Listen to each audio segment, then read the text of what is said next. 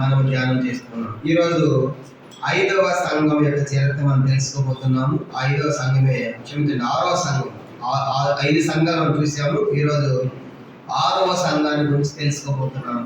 6వ సంఘమే ఫిలదెల్ఫియా సంఘం. చూడండి, యోహాను రాసిన ప్రకటన గ్రంథం, యోహాను రాసిన ప్రకటన గ్రంథము 3వ అధ్యాయం. యోహాను రాసిన ప్రకటన గ్రంథము 3వ అధ్యాయము. మరి 6వ సంఘం గురించి మనం చూస్తాం. 3వ అధ్యాయము 7 నుంచి 13 వచనాలు మార్చి చదువుకుంటాం. యోహాను రాసిన ప్రకటన గ్రంథం 3వ అధ్యాయము 7 నుంచి మరి 13 వచనాలు మార్చి మనం చదువుకుంటాం. చూడండి, చదవండి. నేను 7 చదువుతాను, 8 మీరు చదవండి. ఫిలదెల్ఫియాలో ఉన్న సంఘపు దూతకు ఇలాగ రాయుము: దావీదు తాడపు చెవి కలిగి ఎవడనో వేయలేకుండా తీయవాడు, ఎవడనో తీయలేకుండా వేయవాడునైన సత్య స్వరూపము పరిశుద్ధుడు చెప్పు సంగతి ఏమనగా, శక్తి కొంచెం ఆయన నీవు నా నామమును కైకొని నా నామము ఎరుగనని తీసి ఉన్నాను, దాన్ని ఎవడనో వేయలేడు. 9వ వచనం: యూదులు కాబోయే తాము యూదులమని అబద్ధవాడు సాతాను సమాజం వారిని అర్పించదను. వారు వచ్చి నీ పాదముల పడి నమస్కారం చేసి, ఇదిగో నేను నిన్ను ప్రేమించుదని తెలుసుకున్నట్లు చేసేదను.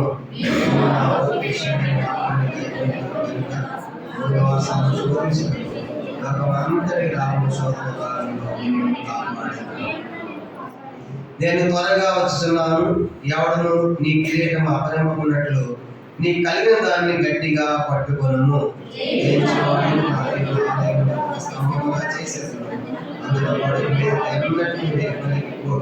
మరియు నా దేవుని పేరు పరలోకంలో నా దేవుని అతని దిగి వచ్చిన నూతన విషయం నా దేవుని పట్టణ పేరును నా కొత్త పేరును వారి మీద రాసేదను. 13 సంఘములతో ఆత్మ చెప్పుచున్న మాటలు చెవిగలవాడు వినను గాక.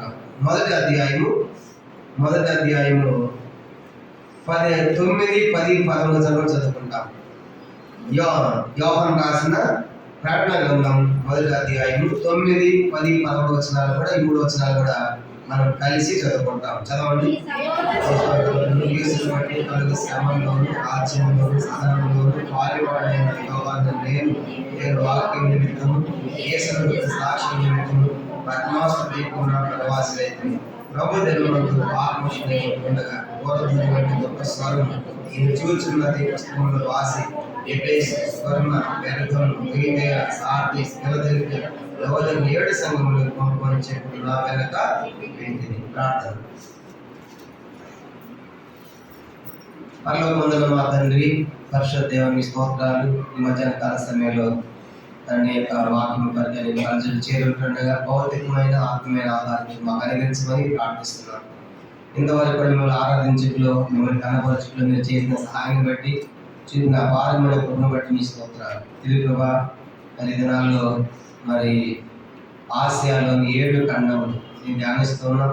ఇప్పుడు 5 ధ్యానించాం. ఈరోజు 6వ సంఘం ఫిలదెల్ఫియా సంఘం చూడబోతుండగా మీరే సహాయం చేయండి. దాని చరిత్ర, ఆ సంఘం యొక్క లక్షణములు దాన్ని మీరే మాకు తెలియజేయమని ప్రార్థిస్తూ నీకు అప్పగించుకుంటూ, మేము ఏం నేర్చుకోవాలో, మార్చుకోవాలో, సరిచేసుకోవాలో, చక్కపరుచుకోవాలో, సిద్ధపడాలో, బుద్ధి తెచ్చుకోవాలో నీ వాక్యం ద్వారా మరి మాకు అనుగ్రహించవలసిందిగా ప్రార్థిస్తున్నాం. సహాయపడమని దాన్ని కూడా మరుగుపరిచి నీ ప్రజలమైన మా అందరికీ కావాల్సిన వాక్యం అనుగ్రహించి మనీ పొందమని సమస్త మహిమాగ్రత నీకు ఆరోపించుకుంటూ వందలు చెల్లిస్తూ యేసు ప్రభు వారి పరిశుద్ధమైన నామములో ప్రార్థించి వేడుకొనుచున్నాము తండ్రి, ఆమేన్.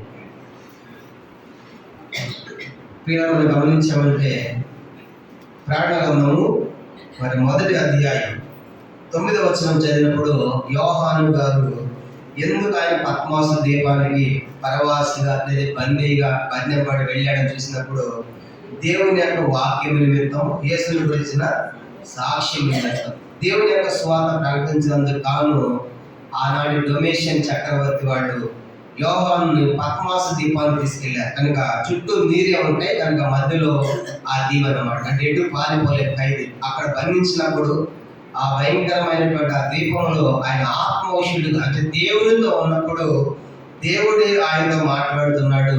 నేను ఈ ఆశల సంఘాలు దర్శించాను, చూశాను యోహాను. కాబట్టి ఆ సంఘంలో లక్షణాలు వాళ్ళు తెలియచేయని అక్కడి నుంచి ఈ ఉత్తరాలు రాసి పంపించినట్టుగా మనం చూస్తాం. దాంట్లో 11వ వచనంలో మనం చూసాం. మొట్టమొదటిగా ఎఫెసు సంఘం మనం ధ్యానించాము, రెండవది స్ఫురణ ధ్యానించాం, మూడవదిగా పెర్గం అయిపోయింది, నాలుగవది తుయితైర కూడా చూసాము, ఐదవది సార్దీస్ అయిపోయింది. ఈరోజు ఫిలదెల్ఫియా అనే సంఘాన్ని గురించి మనం చూడబోతున్నాం. కనుక ఫిలదెల్ఫియా అనేటువంటి ఈ సంఘం, ఒక్కొక్క సంఘంలో ఒక్కొక్క లక్షణాలు కూడా మనం చూసుకొచ్చాం. ఎఫెసు సంఘంలో తప్పు ప్రేమను పోగొట్టుకున్న సంఘముగా మనం చూసాం. ఎఫెసు సంఘం ప్రేమను పోగొట్టుకున్న సంఘం మనం చూసాము. కాబట్టి మీరు ప్రేమను నింపుకోండి, కనుక ప్రేమతో సరి చేయబడాలి అని ప్రభు ఇచ్చే హెచ్చరిక మనం చూసాం. రెండో సంఘం స్ఫురణ సంఘం చూసినప్పుడు అది శ్రమలను భరించిన సహించిన సంఘముగా ప్రభు ఆ సంఘాన్ని మెచ్చుకున్నాడని మనం ధ్యానించాం. మూడోది పెర్గమ సంఘం అన్నది లోకముతో కలిసిపోయిన సంఘం మనం తెలుసుకున్నాం. నాలుగో తుయితైర సంఘము అన్యులతో సహవాసం చేసిన సంఘం మనం తెలుసుకున్నాం.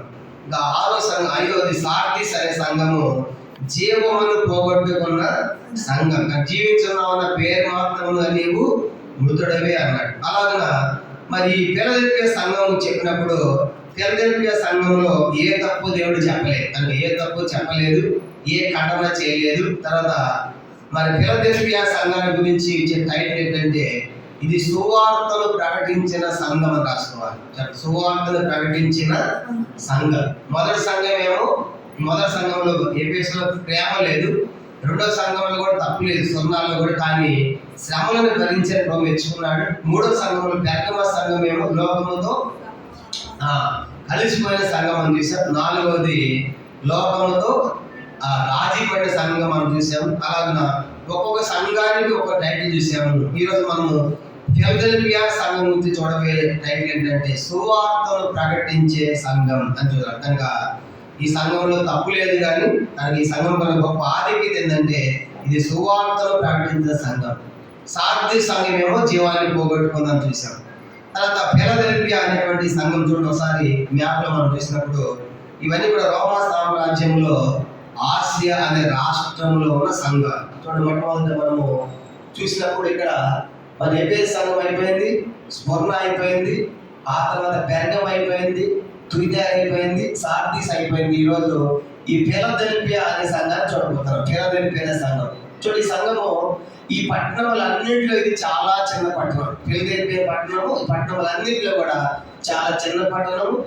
పెర్గం అనేటువంటి ప్రాంతం ఉంది కదా, ఈ పెర్గం సంబంధించిన రాజు కనుక ఈ పట్టణంలో కట్టించినట్టుగా చరిత్రలో రాయబడింది. కనుక గమనించామంటే ఈ యొక్క సంఘ చరిత్ర మనం ఆలోచించినప్పుడు మరి పెర్గమును పరిపాలించేటువంటి రాజు, ఆయన పేరు అతలాసు అనేటువంటి రాజు. పెర్గం యొక్క రాజు పేరేంటి?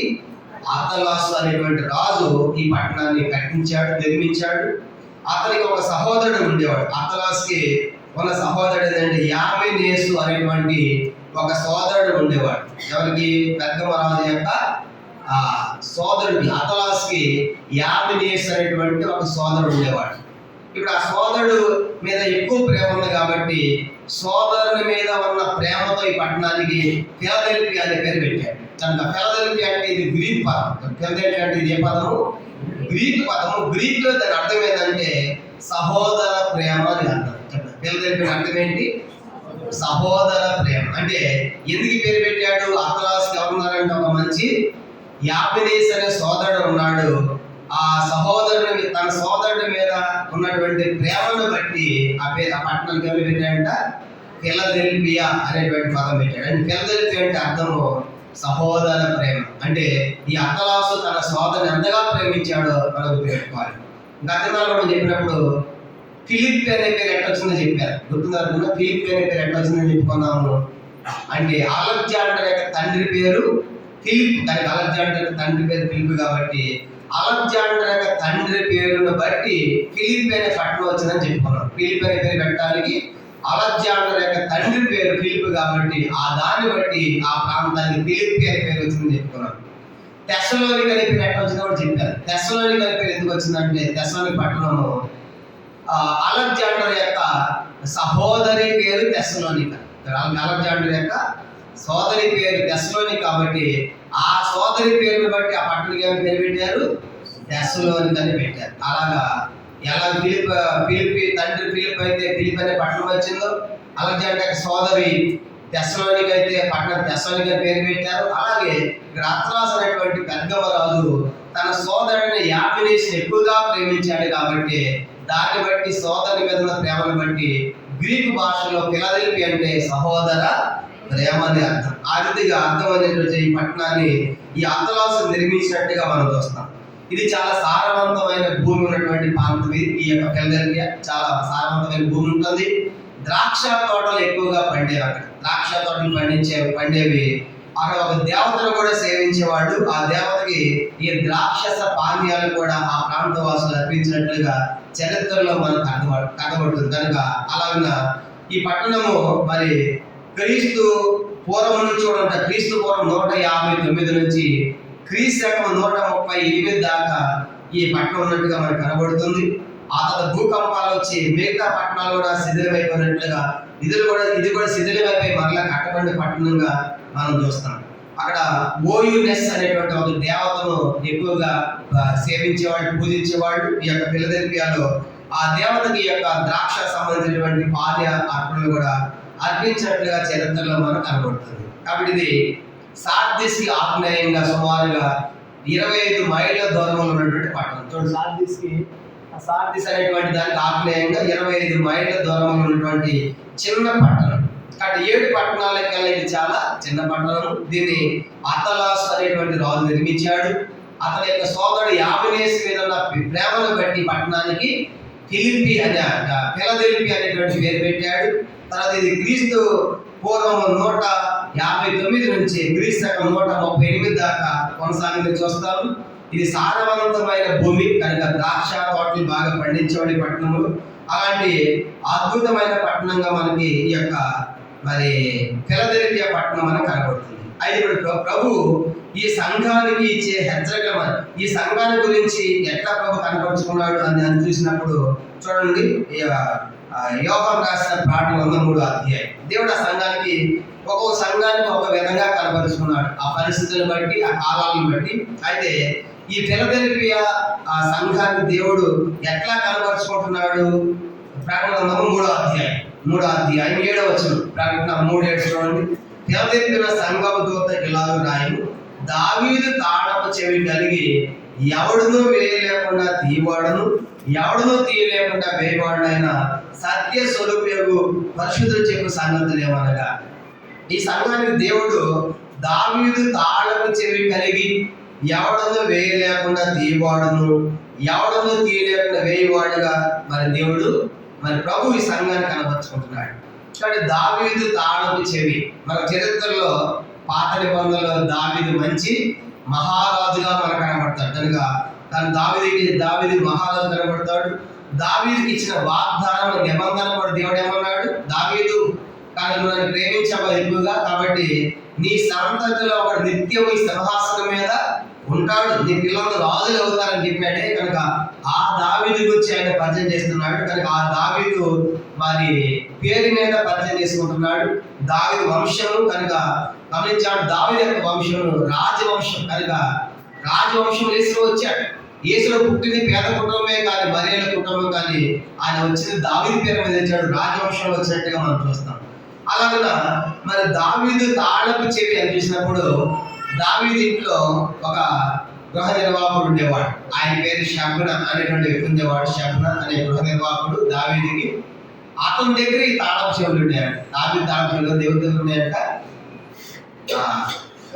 గృహ నిర్వాహకుడు షబ్న అనే వాని చేతిలో ఉంటే దావీదు అవి తీసి మొరకనికి ఇచ్చాడు. యెషయా గ్రంథం 22వ అధ్యాయం. యెషయా గ్రంథము 22వ అధ్యాయము.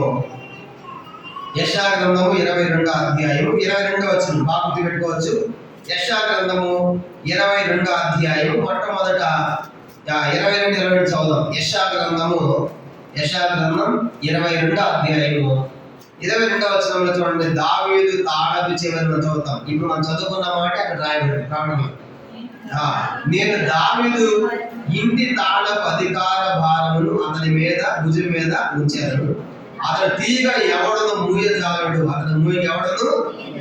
ప్రకటన చదువుకున్న వాడికి రాయబడి దావీదు ఇంటి తాళపు అధికార భారం ఎవరి దగ్గర ఉంది? 15 వచనం.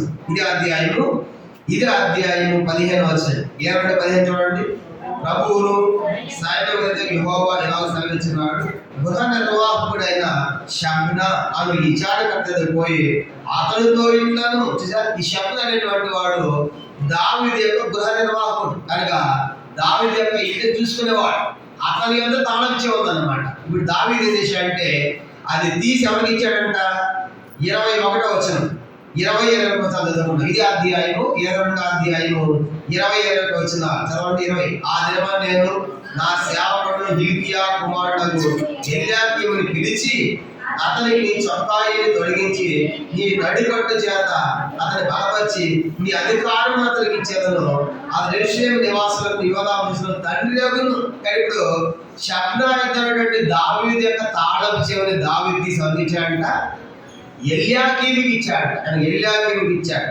కానీ బైబిల్లో కొన్ని సందర్భాల్లో వాళ్ళకి ఇచ్చిన పని వాళ్ళు సరిగా చేయనప్పుడు అవి తొలగించి వేరే వాళ్ళకి ఇచ్చారు. ఉదాహరణ చూడండి, మొదటి రాజు సౌలు. కనుక సౌలు అమాలేకుని చంపరామంటే ఆ పని చేయలే, నిర్మూలన చేయాలి. అందుకే సౌలును తొలగించి ఎవరు పెట్టాడు ప్లేస్లో? దావీదుని పెట్టి, నీకంటే ఉత్తముడు, నీకంటే మంచివాడు అని దావీదుని పెట్టాడు. వస్తిని పిలిచాడు రాజు, వస్తి రాలేదు. వస్తి తొలగించి ఎవరు తీసుకున్నాడు? ఎస్తేరు తీసుకున్నాడు. అర్థమైందా? ఇస్కరియోతు యోధ కనుక ఆయన కూడా ద్రోహముతో సంపాదించి పౌరులు మోసం చేసి పౌరులు అప్పగించాడు. అతని ప్లేస్లో మత్తయి వచ్చాడు. ఇలా మనం చూసినప్పుడు వాళ్ళకి ఇచ్చిన పనుల్లో నమ్మకంగా లేనప్పుడు దేవుడు వాళ్ళని తొలగించి మరొక వ్యక్తికి ఆ పని ఇస్తాడని మనం చూస్తాం. అలా దావీదు దగ్గర కూడా ఈ షబ్నా అనేటువంటి వాడు గృహ నిర్వాహకుడు. అతని మీద తాళం చెవి ఉంటుండగా దావీదు పిలిచి నీ తాళం చెవి అతనికి ఇచ్చి అని చెప్పేసి అతని దగ్గర నుంచి ఎవరికి ఇచ్చాడంట? ఎల్యాకీముకి ఇచ్చినట్టుగా మనకు కనబడుతుంది. కనుక ఎల్యాకీము యేసు ప్రభువుకి గుర్తుగా ఉన్నాడు. ఎందుకంటే ఇప్పుడు యేసు ప్రభువు యొక్క తాళపు చెవులు ఉన్నాయి. ఏంటి తాళపు చెవులు అని ఆలోచించినప్పుడు ఈ తాళపు చెవుల గురించి యేసు ప్రభువు సువార్తలో చెప్పాడు. శాస్త్రంతో పరిశీలన ఏమన్నారంటే చూడండి, మత్తయి సువార్త 23వ అధ్యాయం. మత్తయి సువార్త 23వ అధ్యాయం యేసు ప్రభువు ప్రస్తావిస్తారని చెప్పే మాట ఏంటంటే మత్తయి సువార్త 23వ అధ్యాయం 13, 14 వచనాలు చదువుతాము. మత్తయి సువార్త 23వ అధ్యాయము 13, 14 వచనాలు. అయ్యో వేషాలను శాస్త్రాలను పరిశీలన మీరు మనుషుల యొక్క పరలోక రాజ్యమును మూయుదులు, మీరు అందులో ప్రవేశింపు వారిని ప్రవేశింపనీయరు. ఇవి చెప్పండి. పరలోక రాజ్యాన్ని తాళాలు ఏం చేశారంట? ఎవరు చెప్పండి? ఎవరు? శాస్త్రులు, పరిసయ్యులు. కాబట్టి వీళ్ళు కోరు, పోయేవాళ్ళని ఆ దేశం చెప్తాడనమాట. అవి శాస్త్రాలు వాళ్ళు ధర్మశాస్త్రాన్ని పాటిస్తూ ధర్మశాస్త్రం ఎంత కనుక మనుష్యుల పరలోక రాజ్యాన్ని పోకుండా తప్పు బోధ చేస్తున్నారు, ధర్మశాస్త్రం పాటించమని చెప్తున్నారు. కనుక ఇవన్నీ చెప్పి పరలోక రాజ్యానికి వెళ్ళడం మూస్తున్నారు అని ప్రభు చెప్పాడు. అయితే ఇప్పుడు ప్రభు ఏమిటంటే ఈ శాస్త్రులు, పరిసయ్యులు ఆ యొక్క పరలోక రాజ్య తాళాలు మూయబడి ఉంటుండగా యేసు ప్రభువు దాన్ని తెరవజేస్తున్నాడు. ఇక నేను తెలిస్తే దాన్ని ఎవడు కూడా మొయ్యలే. అర్థమైందా? కానీ ఈరోజు కోట్ల మంది ఇస్రాయేలు నమ్ముకున్నారు. శాస్త్రులు, పరిశీలైనటువంటి వారు ఎంతో మందిని దేవుని రాజ్యానికి వెళ్లకుండా తమ మతములో కలుపుకోవాలని కారణం ఏంటంటే ఈ మతములో ఉండాలి, యోధ మతములో ఉండాలి. మత్తయి సువార్త 23వ అధ్యాయం. కారణం ఏంటంటే వాళ్ళు పరలోక రాజ్యం వెళ్ళకూడదు, మా మతంలో ఉండాలి అని యూదుల యొక్క ఆశ అన్నమాట. మత్తయి సువార్త 23వ అధ్యాయం 15 వచనం. మత్తయి సువార్త 23వ అధ్యాయం 15 వచనం. అయ్యో శాస్త్రాలు పరిశీలన ఒకరిని మీ మతములో కలుపుకొనుటకు మీరు సముద్రం భూమిని చుట్టి వచ్చారు. అతను కలిసినప్పుడు అతన్ని మీకంటే 200 లంకబాతులుగా చేయండి. కానీ శాస్త్రీయ పరిశీలన ఉద్దేశం ఏంటి? మీరందరూ ఏ మతంలో ఉండాలి? మా యువత మతంలో ఉండాలి. క్రైస్తవం ఏంటి, క్రీస్తు ఏంటి, నజరేసు ఏంటి? అపోస్తలులు మనం ధ్యానం చేస్తున్నాం కదా మన అపోస్తల కార్యాల్లో. ప్రతి సందర్భం యూదులు గొడవ పెట్టుకుని దేనికోసం చెప్పండి? మీరు సువార్త ప్రకటించడానికి వీలు ఎక్కడ? కాబట్టి మాకు మతం ఉంది, మాకు ధర్మశాస్త్రం ఉంది, మాకు సండే సభ ఉంది కాబట్టి మేమంటే ఏమనుకుంటాం, కాబట్టి మా మతం గొప్పదని చెప్పేసి మతం కోసం పోరాట ఇదిలో చూస్తాం. ఈ రోజు మన భారతదేశంలో కూడా మతం కోసం ఎలా పోరాడుతారో మనం చూస్తా ఉన్నాం. కాబట్టి చూసారా, ఆ దినాల్లో కూడా పరలోక రాజ్యం వెళ్లకుండా ఈ శాస్త్రులు పరిశీలైనటువంటి వారు పరలోక రాజ్యం మూసివేసి ఎవరి లోపల ప్రవేశింపబడి చేస్తున్నట్టుగా ప్రభుత్వం గద్దించాడు. కనుక మీరు ప్రవేశించే వారు కూడా ప్రవేశింపని. అయితే ఇప్పుడు ఆ తాళం చెవులు ఇళ్ళకి వేసుకోవాలైతే ఉన్నాయి కాబట్టి నేను తీస్తానంటే ఆ తాళం ఎవరు కూడా దాన్ని మొయ్యలేడు అని చెప్పి ఈ ప్రభు ఓపెన్ చేశాడు. అందుకే అపోస్తలుల 2వ అధ్యాయంలో మనం చూసాం. 2వ అధ్యాయంలో పేతురు గారికి తాళం చెవించని చెప్పుకున్నాం. కనుక పేతురు గారు సువార్త ప్రకటిస్తే 3000 మంది యూదులు నమ్ముకున్నారు. 2వ అధ్యాయంలో చూసాం అపోస్తలుల కార్యం. అంటే తాళపు చెవి ద్వారం తెరవబడింది. కనుక పరలోక రాజ్యం తాళం తెరవబడిన తర్వాత దాన్ని ఎవడు కూడా మూయలేడు. చూడండి, ఈరోజు చేసిన వచ్చి మేము నమ్మకపోతే వాడు చెప్తాడా, పిచ్చోళ్ళని మీరు మాకే చెప్తారని చెప్పేసి వాళ్ళు ఎత్తిస్తాం. కారణం ఏంటి? ఈ సత్యాలు అర్థమైంది. ఈ ఆత్మ సంగతులు ఆత్మీయులకే అర్థమవుతాయి, ప్రకృతి సంబంధాలకి శరీర సంబంధాలు అర్థం కావు. కాబట్టి అందుకే వాళ్ళు చెప్పిన ఈరోజు నవ్వు క్రైస్తవుల నుంచి వెనకపోయారు ఒక్కడు లేడు ఈ రోజు. కానీ 1వ శతాబ్దం నుండి ప్రాణాలు అర్పించారు కానీ చనిపోయారు కానీ మేము బైబిల్ విడిచిపెట్టాము, క్రీస్తుని విడిచిపెట్టాము అని పెడతామని ఒక్కడు లేడు. కారణం ఏంటంటే అంత సత్యము నమ్మారు కాబట్టి ప్రాణాలు అర్పించారు కానీ ప్రభు వదులుకోలేదు. దాన్ని బట్టి మనం ఆలోచిస్తే కానీ యూదులు మాత్రము ఈ శాస్త్ర పరిచయాలు మతం కోసం పోరాడుతున్నారు. అందుకే ప్రభు అన్నాడు, శాస్త్ర పరిచయాలా మీరు పర్లోకాన్ని మూసివేస్తున్నారు, నేను వస్తున్నాను దాన్ని తెలుస్తాను, ఎవడు దాన్ని మూయలేడు, నేను తెలిస్తే దాన్ని ఎవడు కూడా మూయలేడు ప్రభు చెప్పాడు. అందుకే లోపలికి రండి అని నోవహు ప్రకటించాడు. ఆది కాలంలో మనం చూస్తాం. జలప్రలయము రాబోతుంది, దయచేసి రండి లోపల రండి ప్రవేశిస్తామంటే మనుషులు రాలేదండి. ఎవరు వచ్చారు లోపలికి? జంతువులు పక్షులు వచ్చినాయి. కొంచెం గుర్రాలు ఏంటంటే 2 పోతుంది, ఏంటి ఒకటి ఆలోచన రాకపోయాయి. కనుక 2 పాములు పోతున్నాయి, 2 ఏనుగులు పోతున్నాయి, 2 ఎలుగుబంట్లు పోతాయి, 2 పోతా ఉంటే ఈ లోపలికి పోతే ఏంటి వడలేదని చూస్తున్నారు కానీ చూసి ఆలోచిస్తున్నారు కానీ దాన్ని గ్రహించలేకపోయారు.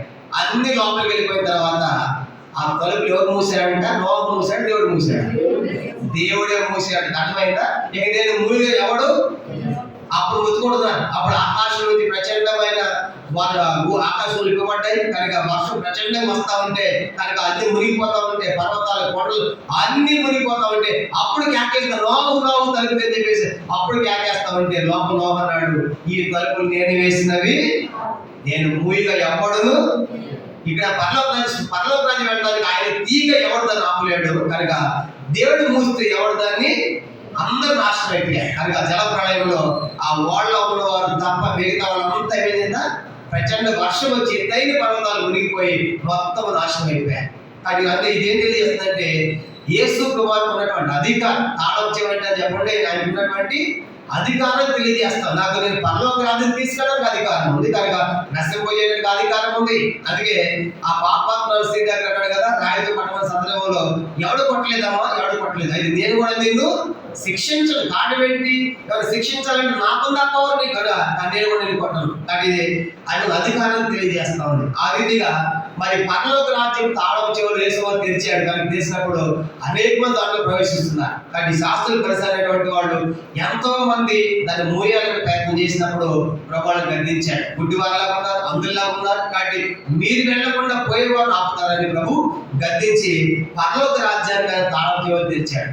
తర్వాత పరలోక రాజ్యం తాళం చెవులే కాదు, ఆ తర్వాత ప్రాణంలో మొదటి అధ్యాయం 18వ వచనంలో ఉన్నాడంటే నేను మొదటి వాడును, కడపటి వాడు, జీవించేవాడు, మృతుడైతే యుగయుగములు సజీవుడు అని చెప్పి మరణము యొక్కయు పాతాళలోకము తాళపు చెవులు నా స్వాధీనంలో ఉన్నాడు. ఈ తాళపు చెవులు కూడా ఆయన దగ్గరే ఉన్నాయి. పరలోక తాళపు చెవులు ఆయన తెరిచాడు.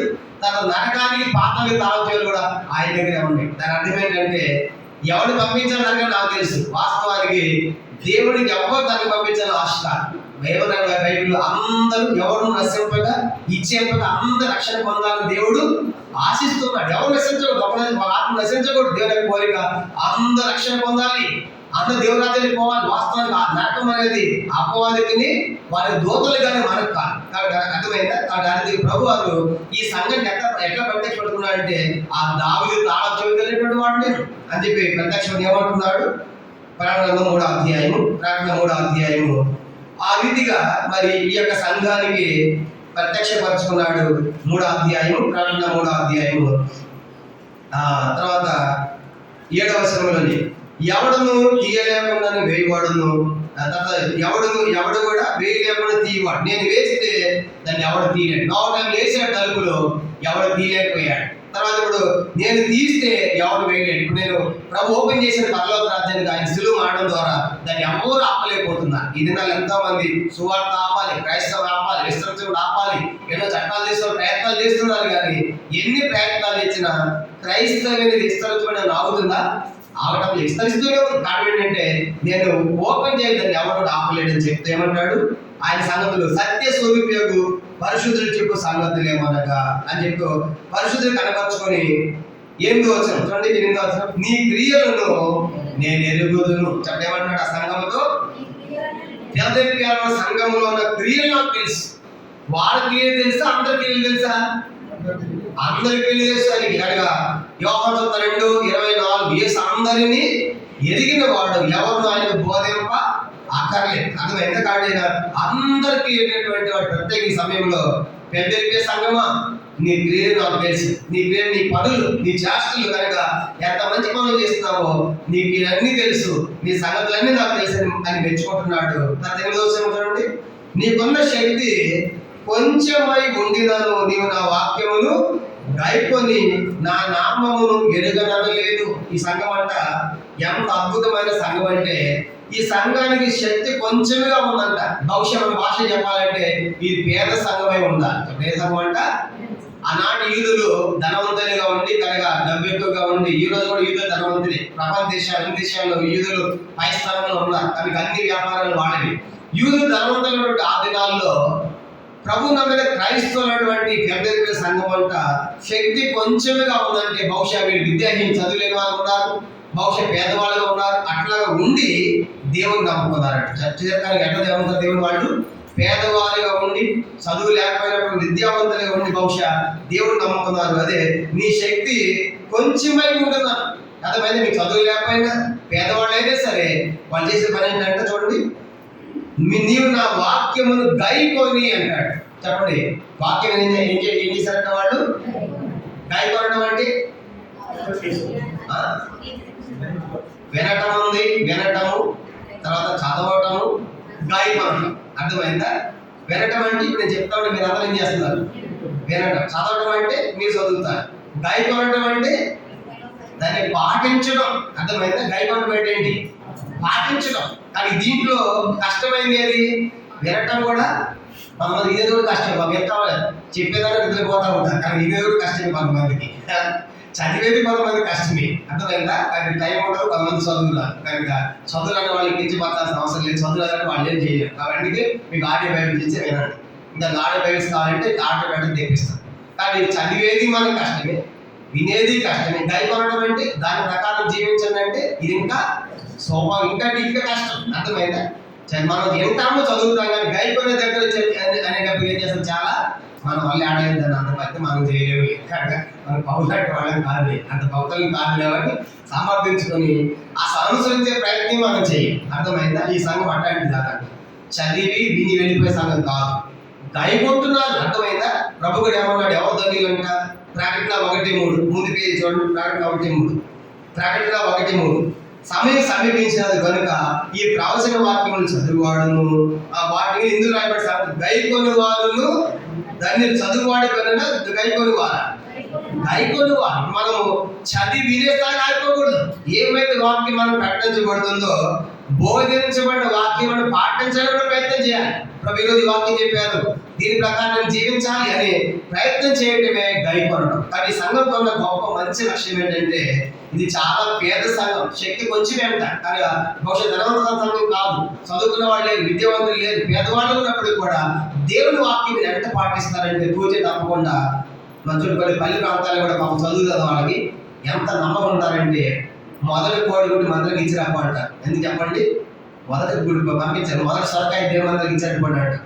గేదె పశువు పెట్టగానే మొదటి పాలు మందరికి ఇచ్చారనుకోండి అంటారు. వాళ్ళు చదివే రాదు పాపం, కానీ భక్తి ఎంత గొప్పది చూడండి. పేదవాడిగా ఉన్నా, విద్యావంతులుగా విద్యాహీనులుగా ఉన్నా, ఏమి లేకపోయినా భక్తి ఎంత గొప్ప చేస్తూ ఉంటారు పల్లి ప్రాంతాల్లో. కాబట్టి ఎంత గౌరవిస్తారు. ఆదివారాగానే చిన్న డబ్బాకి బియ్యం తీసుకొస్తారు. ఏంటంటే మొదటి పీడికి మాస్టర్ అంటారు. అర్థమైందా? అంటే ఇప్పుడు వాళ్ళు చదువు లేదు, విద్యాహీనం ఉన్నారు కనుక పేదవాళ్ళు ఉన్నారు, మేము ఇస్తామని దేవుడు అనుకోలేదు. అర్థమైందా? కనుక అట్లాంటి వాళ్ళే దేవుని యొక్క వాటిని పాటించే వాళ్ళు కనబడుతూ ఉంటారు.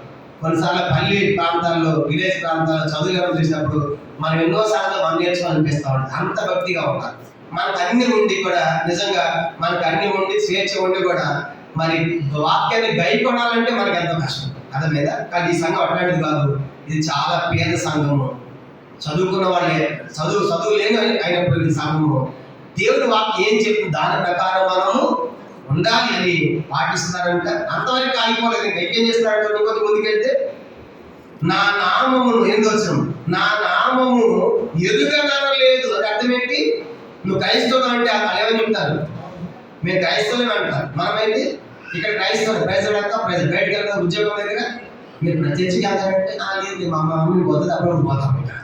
కానీ బాప్టిజం ఎంత మంది అంటే బయట మనం క్రైస్తవం చెప్పుకోవడానికి ఎంతో సిగ్గుపడేవాళ్ళు ఉన్నారు, భయపడేవాళ్ళు ఉన్నారు. మా ఉద్యోగాలు పోతాయేమో, లేకపోతే మాకు వచ్చి రాయితీ రాగిపోతాయేమో, ఏమనుకుంటారో, దాంట్లో దిగారు ఆ మతమా ఈ మతమా ఆ కులమా ఇలా ఎన్నో అని చెప్పేసి బయటికి వెళ్తే క్రైస్తవులు అని చెప్పుకోవడానికి సిగ్గుపడే దినాల్లో మనం ఉన్నాం. సిగ్గుపడే ఉన్నారు ఆ దినాలు. వాటి ఆ సంఘం అంట, నువ్వు యేసుక్రీస్తుని ఎదిగావంటే ఆయన మాకు తెలుసు, ఆయన మా దేవుడు, ఆయన సేవిస్తాం అని ఆయన నామాన్ని ఎరుగు అని అనలేదంట. అర్థమైందా? 10 మంది శిష్యులు కూడా ఒక ఆయన ఏమన్నాడు చెప్పండి? నువ్వు వేస్తూ ఉన్నావు అంటే ఆయన ఏమన్నాడు? నేను వేస్తూ కూడా ఉండలేదన్నాడు. ఎవరు చెప్పండి? ఆయన పేతురు. అన్ని అద్భుతాలు చేసి, ఆశ్చర్యకారాలు చేసి, ఆయన దెయ్యాన్ని వెళ్ళి అంత స్వార్థ ప్రకటించి అది చిన్న పిల్లలు వేస్తూ ఉన్నావు కదా అంటే చంపేస్తానని నేను ఆయన ఉండలేదన్నాడు. అంతకుముందు ఏమన్నాడు? కొండ మీదకి వెళ్తారు ప్రభావ, నీకోటి మోసే ఒకటి ఏదో పథశాల కట్టాలని చెప్పిన తర్వాత ఎక్కడ ఉండటం మంచిది అన్నాడు. ఎక్కడ ఉంటాము అక్కడ ఉండటం మంచిది అన్నాడు. ఇక్కడేమో నేను ఆయనతో అక్కడ ఉంటాము అన్నాడు, ఇక్కడేమో ఉండలేదు అంటున్నాడు. అర్థమైందా?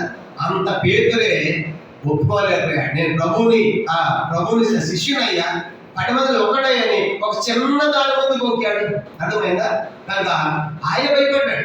దీన్ని బట్టి మనం భయపడాలని చెప్పడం వల్ల ఈ సంఘం ఎక్కడిదంటే, ఆయన నామం నీకు తెలుసా అంటే మాకు తెలుసు ఆయన నామం అని సువార్త ప్రకటించింది సంఘం. అదే ఏమిటైనా నేర్చుకున్నాము? ఫిలదెల్ఫియా సంఘం సువార్తను ప్రకటించిన సంఘం. ఆయన వాక్యాన్ని విని దాని ప్రకారం జీవించి ఆయన ఎనగలేదు, ఆయన మాకు తెలియదు అని చెప్పకుండా ఆయన గురించి ప్రకటించిన సంఘం. అది ఈ సంఘంలో ఒక్క తప్పు కూడా చెప్పలేదండి, ఒక ఖండన కూడా ఇట్లా ఉండాలని బుద్ధి చెప్పాలి సంఘానికి. కాకపోతే నీ కీళ్ళు మాకు తెలుసు కనుక పెళ్లి సంఘం ఎంత మంచి కీళ్ళలో ఉన్నాయి. మీరు పేదవాడే ఉన్నా, డబ్బు లేకపోయినా, చదువు లేకపోయినా, ఎంత భక్తి మీరు ఉన్నారు, కొంచెం శక్తి ఉన్నప్పుడు కూడా మీరు వాక్యాన్ని బాగా వింటున్నారు, దాన్ని గైకొట్టమే కాదు విన్న దాని ప్రకారం బయట లోకానికి కూడా మేము క్రీస్తుని నాకు తెలియదని చెప్పకుండా క్రీస్తే మాత్రమే ప్రకటిస్తున్నారని ఈ సంఘాన్ని దేవుడు ఎందుకు మెచ్చుకుంటున్నాడు. కాబట్టి ఈరోజు మనం చెప్పగలమా? బయట నేను క్రైస్తవులని చెప్పగలమా? కాబట్టి ఎంత విచారం. కాబట్టి ఎంత 10 మంది సిగ్గుపడే వాళ్ళు ఉన్నారు, 10 మంది ఉద్యోగాలు భయపడే వాళ్ళు ఉన్నారు, రకరకాలుగా మనం చూస్తాం. కనుక ఇక్కడ లోపల ఒకటి బయట ఒకటిలాగా ఇక్కడ మాత్రం క్రైస్తవులమే, కానీ బయటకు వెళ్తే మాత్రం సండే బ్రదర్స్, మండే అదర్స్, ఎవరో తెలియదు. కనుక ఉద్యోగాలు, వ్యాపారం ఈ సంఘం అట్లాంటిగా. యేసు ఏమన్నా అంటే ఎవరు నన్ను ఒప్పుకుంటాడో నేను తండ్రి ఒప్పుకుంటా. మత్తయి సువార్త 10వ అధ్యాయం ప్రభు చెప్పిన మాట. మత్తయి సువార్త 10వ అధ్యాయము, మత్తయి సువార్త 10వ అధ్యాయం మనం గమనించామంటే యేసు ప్రభువు చెప్పిన మాట. మత్తయి సువార్త 10వ అధ్యాయము 32, 33 వచ్చిన. మత్తయి సువార్త 10వ అధ్యాయం 32, 33 వచ్చిన. మనుషులు ఎదుట నన్ను ఒప్పుకునే వాడు ఎవడో పరలోకమందున్న నా తండ్రి ఎదుట నేను వారిని ఒప్పుకొందును. మనుషులు ఎదుట ఎవడు నన్ను ఎరుగనన్ను వారిని పరలోకమందు నా తండ్రి నేను ఎరుగనందును. కాబట్టి ఎవడు ఒప్పుకుంటాడో అలా దేవుడు ఒప్పుకుంటాడు. తన అయ్యా నాకు కేసు ఒప్పుకుంటాడంట. నువ్వు ఎరగనంటే ఆయన తండ్రి అయ్యా ఎవరు నాకు తెలియదు అంటాడు. అర్థమైతే జాగ్రత్త. మనము ఈ యొక్క ఫిలదెల్ఫియా సంఘములాగా దేవుని ఎరిగామని చెప్పాలి. అని విచారణ ఏం చెప్తున్నామంట? తీతు పత్రిక 3వ అధ్యాయం 1వ అధ్యాయం తీతు పత్రిక. దేవుని ఎరిగామనిగా దేవుని ఎరుగుదామని చెప్పుకున్నాం కానీ ఎట్లా ఉన్నామంట? తీతు పత్రిక 1వ అధ్యాయం 16వ వచనము. తీతు పత్రిక 1వ అధ్యాయము 16వ వచనం. దేవుని ఎరుగుదమని వారు చెప్పబందులు గాని అసహ్యులను అవిధేయులను ప్రతి సర్కారు విషయం భ్రష్టులై ఉండి తమ క్రియల వల్ల ఆయనను ఎరగబట్టుతున్నారు. దేవుని ఎదిగామని చెప్పుకుంటున్నారు కానీ అసహ్యులు అవిధేయులు సర్కారు భ్రష్టులుగా ఉండి వాళ్ళు చేసి పనులు చేస్తామంటే వీళ్ళు దేవుడే నమ్మలేదు పో అనేటట్టుగా వాళ్ళు పడుతూ ఉంటారు. అలాగే మనం కాబట్టి ఈ మధ్యాహ్నం ప్రవేశిస్తున్న ప్రేమతో చెప్పే సమయం ఏంటంటే పిల్లల సంఘంలో మంచి క్రియలు ఉన్నాయి. తర్వాత పేదవాడుగా శక్తిహీనులుగా డబ్బు లేని వాళ్ళగా ఉండి చదువు లేని వాళ్ళగా ఉన్నప్పటికీ కూడా వాక్యాన్ని గైకొంటున్నారు. విన్న వాక్యాన్ని గైకొని లోకాన్ని ఏం చేస్తారంటే వాళ్ళు దేవుని యొక్క సువార్తను ప్రకటిస్తున్నారు. దేవుణ్ణి మేము ఎదుగనలేదు పేదలాగా అయ్యో నాకు తెలియదని చెప్పలేదంట సంఘం కనుక ఎంత మంచిగా మెచ్చుకుంటున్నాడు కనుక నా గురించి ఎలా చెప్పారు మీరు కనుక ఐఎస్ మాకు తెలుసు ఐఎస్ మా దేవుడు దాని మీద చేపిస్తామని నన్ను ఎదగనలేదు నువ్వు. కాబట్టి ఏం చేస్తానంట 8వ వచనం, ఇదిగో ప్రకటన 3:8, ఇదిగో తలుపు తీసి ఉంచున్నాను ఎవడు దానిని వెయిట్ అన్నాడు. ఇక ఓపెన్ చేశాడు ప్రకటించండి కాబట్టి ఎవడు కూడా దాన్ని వేయనేరాడు అని చెప్తా 9వ వచనం 9వ వచనము, యూదులు కాకయే తాము యూదులమని అబద్ధమాడు సాతాను సమాజపు వారిని రప్పించారు. వారు వచ్చి నీ పాదముల ఎదుట పడి నమస్కారము చేసి ఇదిగో నేను నిన్ను ప్రేమించని తెలుసుకున్నట్లుగా చేసేది. అంటే ఈ సంఘంలో ఉన్నటువంటి గొప్ప లక్షణము వాక్యమును గైకొన్న సంఘం. చెప్పండి మంచి లక్షణాలు. ఒకటి క్రియలో ఉన్న సంఘము, రెండవది వాక్య శక్తి కొంచెంగా ఉన్నప్పుడు ఇక్కడ వాక్యాన్ని గైకొన్న సంఘము అని మనం చూస్తాం. వాక్యాన్ని గైకొనడం అంటే వాక్య విషయంలో వాళ్ళకి ఎంత ఆశ ఉందో చూడండి ఆ సంఘానికి. అందుకే వాక్య విషయంలో కొంతమంది ఎట్లా ఉన్నారంటే వాక్య విషయంలో ఇర్మియా గ్రంథము తొందర చూద్దాం. వాక్య విషయంలో వాక్యాన్ని గైకొనడం అంటే ఇర్మియా గ్రంథం 6వ అధ్యాయము కొంతమంది వాక్య విషయంలో ఎట్లా ఉన్నారో దేవుని వాక్యం చూద్దాం. ఇర్మియా గ్రంథము 6వ అధ్యాయం, అది వాక్యమును గైకొన్న సంఘం అంటే ఇర్మియా గ్రంథము 6వ అధ్యాయము 10వ వచనం. ఇర్మియా గ్రంథం 6:10 నేను చదువుతున్నాను. 6:10, ఎవరికి సాక్ష్యం ఇచ్చేదను? వారు వినుటకు తమ మనస్సుని సిద్ధపరచుకున్నారు కనుక వినలేకపోయేది. ఇదిగో వారి యెహోవా వాక్యమందు సంతోషం లేని వారి దానిని తృణీకరింతురు. చాలా మంది అంటే దేవుని యొక్క వాక్య విషయంలో ఎట్లా ఉన్నారంట, వినటానికి మనస్సును సిద్ధపరచుకున్నారు. ఇది మొట్టమొదటిది. కనుక మందికి వచ్చేవాళ్ళు మనం ఏం ప్రార్థన చేసుకుని రావాలి, ప్రభావం మందికి వెళ్తున్నాను కనుక నాకు సిద్ధపడే మనసు దయచే వాక్యం వినాలని సిద్ధపడే మనసుతో రావాలి. తర్వాత రెండవది యెహోవా వాక్యం అంటే సంతోషం లేదంట. కొంతమందికి ఎట్లా రెండో సంగతి ఏంటంటే వాళ్ళ వాక్యం అంటే సంతోషం లేదు. ఇంకేం చేస్తారు దాన్ని తృణీకరించంటే ఎప్పుడు చెప్పే వాక్యాలే కదా, మాకు తెలిసిన వాక్యాలే కదా అని కూడా ఇప్పుడు జక్కయ్య కథ వచ్చినప్పుడు మాకు తెలుసు అని తృణీకరిస్తున్నారు. వాక్యం సిద్ధపడే మనసు లేదు, రెండోది వాక్యం అంటే సంతోషం లేదు, మూడు వాక్యము తృణీకరిస్తున్నారు. ఇంకెట్లా ఉన్నారు? ఇర్మియా గ్రంథం 8వ అధ్యాయం 9వ వచనం. ఇర్మియా గ్రంథం 8వ అధ్యాయము 9వ వచనం ఆ చివరి భాగం చూడండి. వారి యెహోవా వాక్యమును నిరాకరించిన వారు వారికి ఏ పాటి జ్ఞానము కలదు. మూడవదిగా ఇది నాలుగోది. ఒకటి వినే వాక్యం అంటే వినే సిద్ధపడే మనసు లేదు, రెండోది వాక్యం అంటే సంతోషం లేదు, మూడోది వాక్యమును తృణీకరిస్తున్నారు, నాలుగవది వాక్యమునంట నిరాకరించిన వారు. 29 నిరాకరించడం అంటే చెప్తా ఉంటే ఇది మాకొద్దు, ఇది మాకు కాదు కనుక అన్నట్లుగా వాక్యాన్ని నిరాకరించడం, తృణీకరించడం. కనుక వాక్యం వస్తా ఉంటే అలా ఉన్నారు. కొన్నిసార్లు కొంతమంది ఎట్లా ఉంటారు, వాక్యం చెప్పారంటే వాళ్ళకి గుర్తుంది అనుకోండి, ఇది నాకు కాదంటే కొంటా ఉన్నాడు. అర్థమైందా? ఇద్దరు మాట్లాడుకుంటారు. ఈరోజు ఆ గయాన్ని గమ్ముకుంది అది ఇస్తే బాగుంది, వాక్యం అంతా దాని గురించి ఇద్దరు మాట్లాడుకుంటారు. కానీ మరి మీకు మాట్లాడిన దేవుడు అంటే వీళ్ళు నిరాకరిస్తారు, తృణీకరిస్తారు అనమాట. నాతో మాట్లాడుతాం అనే జాబితా లేదు చూసారు. కాబట్టి నాలుగు వాక్యాన్ని నిరాకరిస్తున్నారంట. ఇంకా వాక్యం ఏం చేస్తున్నారంట? యెషయా గ్రంథం 5వ అధ్యాయం. యెషయా ఇట్లాంటి లక్షణాలు పిల్లల సంఘంలో లేవు. యెషయా గ్రంథం ఇవన్నీ మనలో ఉన్నాయి. యెషయా గ్రంథం 5వ అధ్యాయం 24వ వచనం.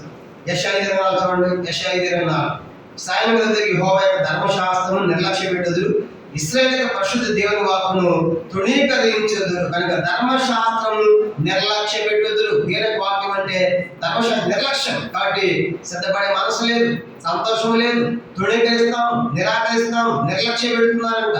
ఇంకేం చేస్తాడు? వాక్యాన్ని మత్తయి సువార్త ప్రభు చెప్పాడు 15వ అధ్యాయం. యేసు చెప్పాడు స్వయంగా మత్తయి సువార్త 15వ అధ్యాయం. ఇంకా వాక్య విషయం ఎట్లా ఉన్నామంటే మత్తయి సువార్త 15వ అధ్యాయము 6వ వచనం. మత్తయి సువార్త 15వ అధ్యాయం 6వ వచనం. మీరు మీ పారంపర్యాచారం నిమిత్తమై దేవుని వాక్యమును నిరర్ధకము చేయుచున్నారు. చూసారు, వాక్యం అంటే వాళ్ళు ఇంకొంత నిరర్ధకం చేయండి. కారణం ఏంటి? పారంపర్యాచారాలు, పద్ధతులు, ఆచారాలు తీసుకొచ్చి అవన్నీ పాటిస్తాం వల్ల దేవుని వాక్యం కూడా కనుక వాక్యం ప్రకటించమంటారు. కొన్ని పెళ్ళి ఎట్లా ఉంటాయంటే అంత హిందీ పెళ్ళి ఉండదు. నన్ను ఏమనుకోతుంది, వాక్యం చెప్పమన్నా మీరు దిగిపోయిన తర్వాత వాళ్ళు మేము చేసుకుంటాం. అది ఉండాలి, ఇది రవ ఉండాలి, భూ ఉండాలి. అర్థమైందా? అంటే ఏంటంటే పారంపర్యాచారాలు పాటించే వాళ్ళకి వాక్యం ఏమైపోతుందంట నిరర్ధకం. వాక్యం నిరర్ధకం అయిపోతుంది. ఇంకా మనం జరుగుతారంటే వాక్యం ప్రకటిస్తే ఎదిరించారంట. అపోస్తల కార్యములు 7వ అధ్యాయం. అపోస్తల కార్యములు 7వ అధ్యాయము. అపోస్తల కార్యములు 7వ అధ్యాయం 51వ వచనం. అపోస్తల కార్యములు 7వ అధ్యాయము. అపోస్తల కార్యములు 7వ అధ్యాయం 51వ వచనం. ముష్కరులారా, హృదయంలో చివరి దేవుని వాక్యమునకు లోపరచడం వల్లనే వారులారా, మీ పిల్లల వల్ల మీరు ఎల్లప్పుడూ పరిశుద్ధాత్మ ఎదిరించుతున్నారు. చెప్పని వాక్యం ప్రకటించి ఎదిరించి రాళ్ళలో పెట్టారు. అర్థమైందా? కానీ వాక్యానికి వినాలనే సిద్ధపడే మనసు లేదు. వాక్యం అంటే సంతోషం లేదు. వాక్యాన్ని తృణీకరిస్తున్నారు, వాక్యాన్ని నిరాకరిస్తున్నారు, వాక్యాన్ని నిర్లక్ష్యం చేస్తున్నారు, వాక్యాన్ని నిరర్ధకం చేస్తున్నారు. వాక్యం ప్రకటిస్తే ఎదిరిస్తూ ఉన్నారు. ఇప్పుడు చెప్పుకున్న ఈ లక్షణాలన్నీ ఇప్పుడు ఏ సంఘంలో లేవు. ఆ సంఘము వాక్యమును గైకొన్న సంఘం. వాక్యము గైకొని లోకానికి యేసు మాకు తెలుసని ఆయన ఎరగము అని చెప్పకుండా ఆయన ఎదిగామని చెప్పి జీవించారంట. అందుకే నేను తలుపు తీశాను, ఎవరు దాన్ని భూయలేడని ప్రభు ఆ సంఘానికి చెప్పి మాట వస్తాం. ప్రకటన 3వ అధ్యాయం. ఇంకేమంటున్నాడు? ప్రకటన 3వ అధ్యాయము తర్వాత చూద్దాం. ప్రకటన 3వ అధ్యాయం. ఇంకా సంఘంలో లక్షణాలు చూడండి. 9వ వచనం. యూదులు కాకయే తాము యూదులమని అబద్ధమోడు సాతాను సమాజం వారిని రప్పించారు. వారు వచ్చి నీ పాదముల మీద పడి నమస్కారం చేసి, ఇదిగో నేను నిన్ను ప్రేమించిన తెలిసినట్లు చేశాను. కానీ యూదులు ఈరోజు యూదులు కాకయే యూదులమని అబద్ధమోడు సమాజం వారు ఉన్నారు. యూదులు కాకపోయిన వాళ్ళు మేము యూదులమని చెప్పుకుంటున్నారు. ఈ విధంగా కొంతమంది క్రైస్తవులు కాకపోయినామని చెప్పుకున్నారు. చెప్పండి, మేము కూడా క్రైస్తవులైనా క్రైస్తవులమైతే క్రీస్తు మనలో ఉండాలి, క్రీస్తు ప్రేమ ఉండాలి, క్రీస్తు స్వరూపం ఉండాలి. కనుక చూస్తా ఉంటే నేను లోకానికి క్రైస్తవం చెప్పుకుంటున్నాము, కానీ క్రీస్తు మనలో లేకపోతే నువ్వు నిజమైన క్రైస్తవుడు కాదన్నమాట. యూదులు కూడా అంతే. కానీ యూదులు కాదు, కానీ యూదులు అని చెప్పుకున్నారు. కారణం ఏంటంటే యూదులకి పారంపర్యాచారాలు చాలా ఉంటాయి. అవన్నీ ఇష్టం అన్నమాట వాళ్ళు. అందుకే యూదులకు పారంపర్యాచారాలు అన్ని చాలా మంది పాటించేవాళ్ళు. కాబట్టి మేము కూడా యూదులని చెప్పుకున్నటువంటి వారికి ఏమని పేరు పెట్టారంటే వారు సాతాను సమాజ పోరాటం. వాళ్ళు ఏ సమాజం అంటే వాళ్ళది సాతాను సమాజ పోరాటం పేరు పెడుతున్నారు. యూదులు కాదు యూదులు అనేటువంటి వారు ఒకరోజు వచ్చి పిల్లలకి సంగమా వాళ్ళందరూ నీకు నమస్కారం చేస్తారు. ఎవరు? యూదులు కాదు యూదులు అని చెప్పుకున్నారే ఆ సాతాను సమాజం వాళ్ళందరూ కూడా వచ్చి నీకు నమస్కారం చేస్తారు, నీకు సాగిలి పడతారు. అప్పుడు దేవాలు ఎంతగా ప్రేమించావు నువ్వు తెలుసుకుంటావు నా ప్రేమ అంటున్నాడు. అంటే మీకు అర్థమే చెప్పాలంటే యోసేపు కలబడినప్పుడు కలపమని చెప్తే సూర్యచంద్రులు నక్షత్రాలు ఏం చేశాయంట యోసేపుకి? నక్షత్రాలు సూర్యుడు చంద్రులు అన్ని యోసేపుకి ఏమయ్యాయంట? సాగిలి పడ్డాయని కళ చెప్పాడు. కళ చెప్పగానే అప్పుడు అన్నారు కదా, సూర్యుడు చంద్రుడు అంటేనేమో తల్లిదండ్రులు, నక్షత్రాలు అంటే సహోదరులు, మేమంతా నీకు సాగిలి పడాలిరా అంటారు. దాని అంత నిజంగా యోసేపు సాగిలి పడ్డారా లేదా? కనుక యోసేపు ఐగుప్తు దేశం పోయిన తర్వాత పని వస్తే ఆడిపోయి సాష్టాంగ నమస్కారం చేస్తారు. ఎవరికి? యోసేపు. ఎవరు? అన్నదమ్ములే. అర్థమైందా? అలాగే తెలియదు. యోసేపు గుర్తుపెట్టి లోపలికి నేర్చుకుని మళ్ళీ వస్తారు, నేర్చుకుని గుర్తుపెట్టాడు కానీ మీరు గుర్తుపట్ల. ఒకరోజు యోసేపు ఎట్టా సాగిలి పడ్డారు సహోదరులు అందరూ. ఆ యోసేపు చిన్నవాడు, వీళ్ళందరూ పెద్దవాడు, అందరూ ఆయన ముఖ్యాలు అనమాట. అర్థమైందా? అట్లాగే వీళ్ళకి సంగమా యూదులు కాదు యూదులు చెప్పుకున్నారు కదా, వీళ్ళందరూ నీకు నమస్కారం చేసేది చేస్తున్నారు. ఒకరోజు నిజంగా యూదులకు బుద్ధి వచ్చింది, సంఘాన్ని నమస్కారం చేయాలి. అయ్యో మేము క్రీస్తు తిరగలేకపోతే వీళ్ళకి రక్షణ వాళ్ళు ఈ పదవి కానిపోయామే యూదులు గుంపుకునే స్థలం ఒకసారి రాబోతుంది. అర్థమైందా? అట్లాంటి వాళ్ళందరూ నీకు నమస్కారం చేసేది నేను చేస్తాను. దాన్ని బట్టి నేను ఎంతగా ప్రేమించిన సంగతి నీకు అర్థమవుతుందని చెప్తాడు. 10వ వచనం. ప్రకటన 3వ అధ్యాయం 10వ వచనం చూడండి. ఇంకా ఈ సంఘంలో మరొక గొప్ప లక్షణం ఏంటంటే నీవు నా ఓర్పు విషయమైన వాక్యమును కైకొంటివి. ఇంకా ఈ సంఘస్థుల కనుక ఏమేమి ఉందంటే ఎక్కువగా ఓర్పు ఉందంట. ఏముందంటే ఆ సంఘంలో ఉన్న వాళ్ళకి ఓర్పు ఎక్కువ అనమాట. మనకు ఓర్పు చిన్నదాన్ని కొట్టేస్తాం కనుక, చిన్నదానికి ఇసిపోతాం కనుక ఓర్చుకోవాలి. అర్థమైందా? ఓర్పు అనేది చాలా ప్రాముఖ్యమైనది. ఓర్చుకొనుట, ఓర్పు. ఎట్లాంటి ఓర్పు ఉండాలి మనకి? 2 తెస్సలోనిక 3వ అధ్యాయం. 2 తెస్సలోనిక చూడండి, 2 తెస్సలోనిక 3వ అధ్యాయం. ఈ సంఘంలో ఉన్న మరొక మంచి లక్షణము, ఇది ఓర్చుకున్న సంఘము, ఓర్పు ఉన్న సంఘం. 2 తెస్సలోనిక 3వ అధ్యాయము చూడండి 5వ వచనం. 2 తెస్సలోనిక 3వ అధ్యాయము 5వ వచనం. 2 తెస్సలోనిక 3:5. దేవుని యందలి ప్రేమయు క్రీస్తు చూపిన ఓర్పును మీకు కలిగినట్లు ప్రభు మీ హృదయంలో ప్రేరేపించిన క్రీస్తు చూపిన ఓర్పు. కనుక యేసు వారికి ఎంత ఓర్పు ఉందండి? గడ్డ పెరిగేస్తా ఉంటే ఓర్చుకున్నాడు, ముళ్ళ గిడ్డ పెడతా ఉంటే నొప్పితే ఓర్చుకున్నాడు, కనుక ముసుగు వేసి ఎవడకుతాడు చెప్పేసి అంటే ఓర్చుకున్నాడు, ఉమ్మి వేసి ఓర్చుకున్నాడు. ఇవన్నీ చూసినప్పుడు యేసు వారికి ఎంత ఓర్పు ఉంది. కాబట్టి అందుకంటాడు కదా, క్రీస్తు చూపిన ఓర్పు మనలో ఉండాలి. అర్థమైనా? కాబట్టి సంఘం అంతా, ఓ పెద్ద సంఘమా, నీవు నా ఓర్పు విషయమైన వాక్యమును గాయపడి. కాబట్టి ఈ యొక్క సంఘానికి శక్తి కొంచెమే కానీ లక్షణాలు గొప్పవాడు. పేదవాళ్లే కానీ, డబ్బు లేని వాళ్ళే కానీ, చదువు లేని వాళ్ళే కానీ, శక్తి కొంచెమే కానీ వాక్యాన్ని బాగా చదువుతారు, గాయపడతారు, వాక్యాన్ని ప్రకటిస్తారు, బాగా ఓర్చుకునే సంఘంగా మనకు పేదరికే సంఘం మనకు కనబడుతుంది. అలా అంటారు కదా, నీవు నా ఓర్పు విషయమై నువ్వు గాయపడినావు కాబట్టి భూనివాసులను శోధించి రాబో కాలం అంతటి మీదకు శోధన కాలంలో నిన్ను కాపాడింది. ఆ శోధన కాలంలో నిన్ను కాపాడతా. నెక్స్ట్ 11వ వచనం. నేను త్వరగా వస్తున్నాను, ఎవడను నీ కిరీటం ఆక్రమించినట్లు నీ కలిగిన గట్టిగా పట్టుకో. కాబట్టి జాగ్రత్త. ఇప్పుడు దాకా అన్ని బాగానే ఉన్నావు, కిరీటం ఉంది మంచిగా, శక్తి కొంచెమైన వాక్యాన్ని గైపై నిలబడ్డావు, వాక్యాన్ని ప్రకటించావు, ఓర్చుకున్నావు. కాబట్టి ఇక జాగ్రత్త. నీకున్నటువంటి కిరీటము ఎవడు అపరేహమైనట్లయితే దొంగిలించకుండా పోగొట్టుకోకుండా జాగ్రత్త దాన్ని కాపాడు, గట్టిగా పట్టుకో అని ప్రభు ఆ సంఘానికి ఇచ్చేటువంటి ప్రేమతో ఇచ్చే సంగతులుగా మనకు జ్ఞాపకం చేయబడుతుంది. 12వ వచనం. 12 ఏమిటంటే, ఇంకా జయించు వారిని నా దేవుని ఆలయంలో ఒక స్తంభముగా చేసేదాం. కానీ ఇప్పుడు దేవుని యొక్క అంత మాత్రమే కాదు, మీరు కనుక ఇలాగే జయించే వాళ్ళగా ఉండండి, మీరు నా యొక్క ఆలయంలో ఒక స్తంభముగా చేసేదాం. పాత నిబంధనల ఆలయము, కొత్త నిబంధనల ఆలయమే సంఘం. కానీ పాత నిబంధనలు భౌతికమైన కట్టడము, కొత్త నిబంధనలు ఆత్మీయమైన సంఘం, సజీవమైన సంఘం. అందుకంటాడు కదా, ఆత్మ సంబంధమైన సజీవమైన రాళ్ల వల్లే మనం కట్టబడాలి. కానీ ఇది ఏం తెలియజేస్తుందంటే, మీరు కనుక ఇట్లా జయించేవాళ్ళు ఉంటే నా ఆలయంలో ఒక స్తంభముగా ఉంటారు. ఆలయంలో స్తంభం అంటే సంఘములో స్తంభంగా ఉంటుంది. చూసారా, ప్రారంభ సంఘం అన్నది ఆది సంఘము, యెరూషలేము సంఘము. యెరూషలేము సంఘములో 3 స్తంభాలు ఎంచబడ్డారు. గలతీ పత్రిక 2వ అధ్యాయం. గలతీ పత్రిక చూసి ముగిద్దాం. గలతీ పత్రిక 2వ అధ్యాయం చూడండి. ప్రారంభ సంఘములో ఆది సంఘానికి, ప్రారంభ సంఘానికి వాళ్ళు మరి స్తంభాలుగా నిలబడ్డారు.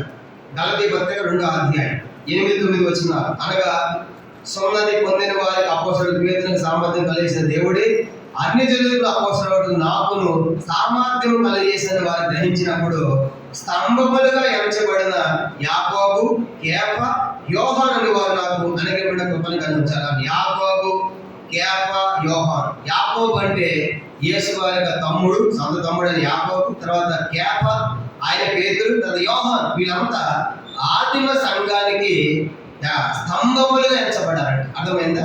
అంటే అదేం చేస్తుంది చెప్పండి. సంఘములో స్తంభం అంటే ఆలయానికి దాని బరువు అంతా కూడా అదే మోస్తున్నారు అన్నమాట. ఆ పిల్లర్స్, స్తంభం చూడండి. ఇప్పుడు ఈ స్తంభాలు లేకపోతే ఈ పైకి అనుకుంటుందా? అంటే దీని బరువు అంతా ఏమని చెప్పండి, స్తంభమే. అంటే దీని అర్థం ఏంటంటే, మనం కూడా దేవుని ఇంటిలో అట్లాంటి భారం, అలాంటి బాధ్యత, అలాంటి రెస్పాన్సిబిలిటీ మనకు ఉండాలి. కనుక అట్లా స్తంభంగా చేస్తారు. కనుక నా ఇంట్లో మిమ్మల్ని ఒక స్తంభంగా నిలబెడతాను. అంత మాత్రమే కాదంట, ఇంట్లో స్తంభం నిలబెట్టడమే కాదంట, ఎప్పటికీ బయటికి పోరండి. చూడమాట ప్రకటన 3వ అధ్యాయము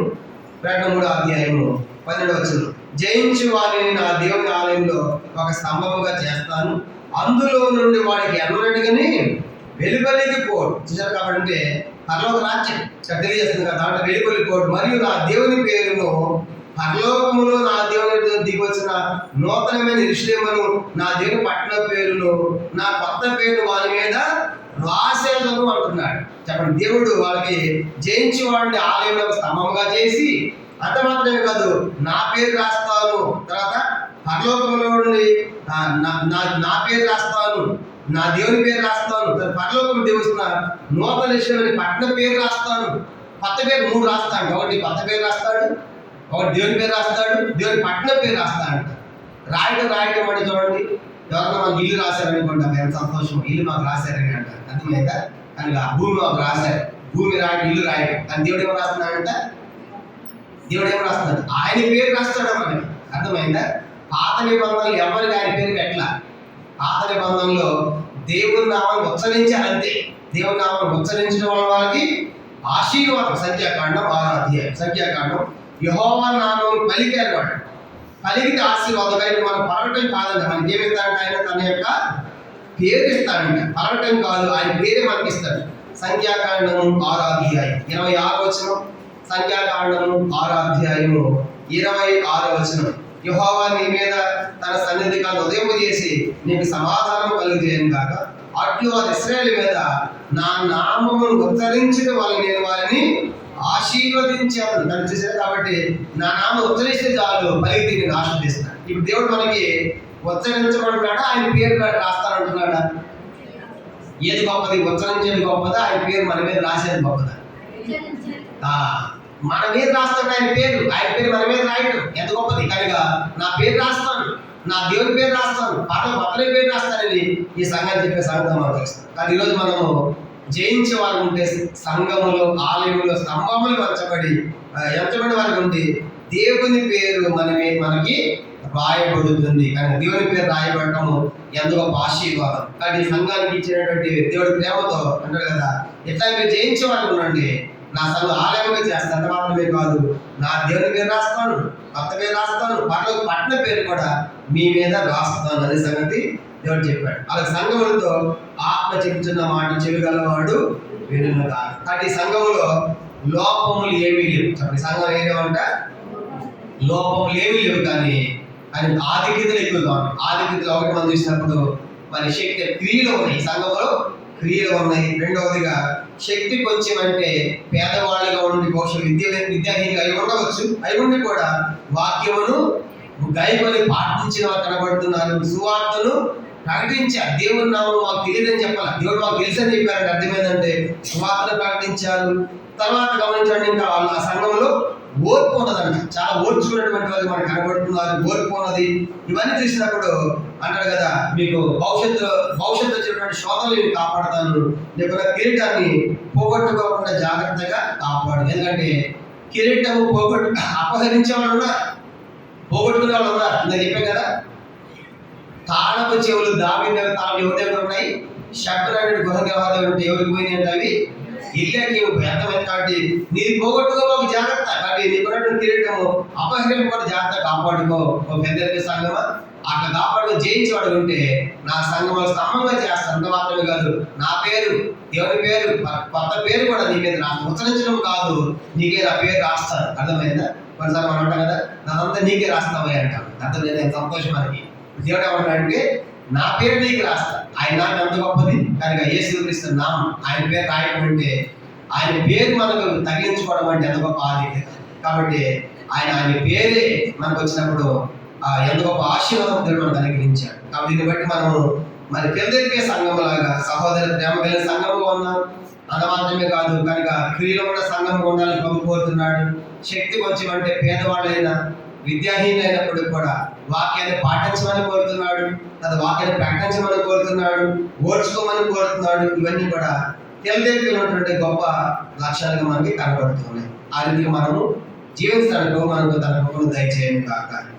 ఆమె మోకరించండి, ప్రార్థన చేసుకుంటా ఈ వాక్య వెలుగులో మన వ్యక్తిగత జీవితాన్ని సపరేట్ చేసుకుని ప్రభుకు అప్పగించుకుంటాం. దేవుడు తన వాక్యం ద్వారా మనతో మాట్లాడుతుండగా ఈరోజు 6వ సంఘం ఫిలదెల్ఫియా సంఘం సహోదర ప్రేమ అతలాసైనటువంటి పెర్గమ రాజు తన సోదరుని యామినేస్ అనే ఎక్కువగా ప్రేమించడాన్ని బట్టి సోదరుని మీద ప్రేమతో ఉన్న ప్రేమను బట్టి ఫిలదెల్ఫియా అంటే సహోదర ప్రేమ అని అర్థం వచ్చే ఆ పేరు పెట్టాడు ఈ పట్టణానికి. కాబట్టి ఈ సంఘం దావీదు తాళపు చెవి కలిగిన సంఘముగా దావీదు తాళపు చెవి కలిగిన దేవుడికి ప్రత్యక్షపరుచుకున్నాడు. దావీదు తాళపు చెవి మనం చూసాం. దేవుని యొక్క తాళపు చెవి ఉంది. ఆయన దాన్ని తీగి ఎవడు ఆపలేడు. శాస్త్రులు పరిశీలి ముయ్యాలని చూశారు. పరలోకాన్ని ప్రవేశించుకుని అడ్డుకోవాలని చూసి ఈ రోజు అదే జరుగుతుంది. అయితే ప్రభు తెరచాడు ద్వారాన్ని. ఆయన తెలవగా దాన్ని ఎవడు మూయలేడు. నో టైంలో మూసాడు, దాన్ని ఎవడు తెరలేకపోయాడు. ఇది ఆయనకు అధికారం చూపిస్తాము. అధికారం కలిగిన ప్రభుగా ఈ మధ్యాహ్నం మనతో మాట్లాడుతుండగా మన లోపల ఎలాంటి క్రియలు ఉన్నాయి? దేవుడు మెచ్చుకునే క్రియలేనా? నీ క్రియలు నాకు తెలుసు, నీ మంచి పనులు నాకు తెలుసు అని చెప్పగలడు దేవుడు? నీకు వాక్యం, నీ శక్తి కొంచెమే, నువ్వు పేదవాడుగా, డబ్బు లేని వాడుగా, విద్యాహీనుడు ఉన్నప్పటికీ కూడా నువ్వు వాక్యాన్ని పాటిస్తున్నావు అని మనం చెప్పగలడా? క్రైస్తవం చెప్పుకుంటున్నావు, స్వాత ప్రకటిస్తున్నావు కదా అని చెప్పగలడా? మన గురించి నీ లోపల ఓర్పు ఉంది అందరూ చెప్పగలడా? అటు మధ్యాహ్నం వీళ్ళు లేకపోతే ఫిలదెల్ఫియా సంఘం లక్ష్యాలు మనలో లేనట్లే. కాబట్టి మనం ప్రభుత్వ కోరుకున్న ఎన్నో వాగ్దానాలు ఇచ్చాడు. కాబట్టి దేవుని యొక్క ఆయన సమముగా చేస్తాడు, కొత్త పేరు రాస్తాడు. ఇలాంటి ఎన్నో ఆధిక్యత పొందాలంటే మనకి అన్నీ కలిగి ఉండాలి. మన తీర్మానంతో ఆయన కళలో మనం ప్రవేశిస్తాం. ప్రార్థన.